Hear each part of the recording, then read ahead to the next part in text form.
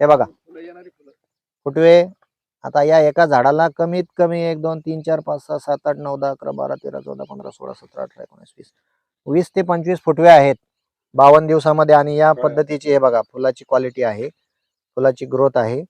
आता म्हणजे 52 दिवसामध्ये हा फ्लॉवरिंग स्टेज मध्ये आहे की एका झाडावरती नाही म्हटलं तरी कमीत कमी एक 25-30 कळी दिसत आहेत आणि एक 8 ते 10 फुलं डेव्हलप झालेले आहेत. म्हणजे साधारण आपले कोणते कोणते औषधं वापरले सर? कोणते कोणते औषधं वापरले? आपली सुरुवात केली त्यावेळेस सर त्याला RPS ची फवारणी केली. RPS 76 ची स्प्रे. RPS 76 ची स्प्रे केलं. त्याच्यानंतर प्रॉम आणि RPS 76 ग्रॅन्युअल खत झालं त्याला.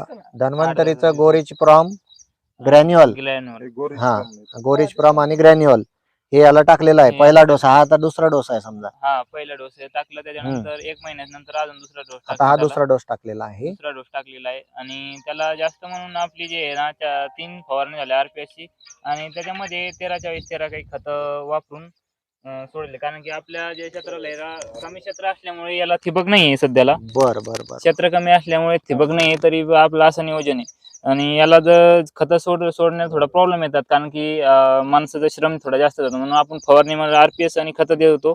त्यामुळे त्याची क्वालिटी आणि तुम्ही आता हे कळी पाहू शकता. त्याच्यानंतर फुलाची साईज, कळीची साईज बघा, दाखवा कळीची. आणि जसं याची आता ऑर्गॅनिक वापरल्यामुळे आपल्या RPS मुळे ह्याचे तर तोडे तर जास्त निघतील, पण जे झाडाची लाईफ आहे ते माझ्या हिशोबाने एक 20-30 दिवस वाढेल. एक प्लॉट जास्त दिवस चालेल. हा, दिवाळीपर्यंत प्लॉट चालेला.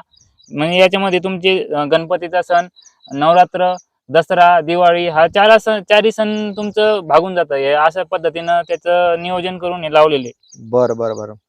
म्हणजे सरांनी झेंडूचा हा प्लॉट जर लावला तर आज 52 दिवसाचा प्लॉट आहे आणि त्यांचं टार्गेट हे आहे की बाबा गणपतीचा जेवढा सण आहे, महालक्ष्म्यांचा सण आहे, दसरा आहे, दिवाळी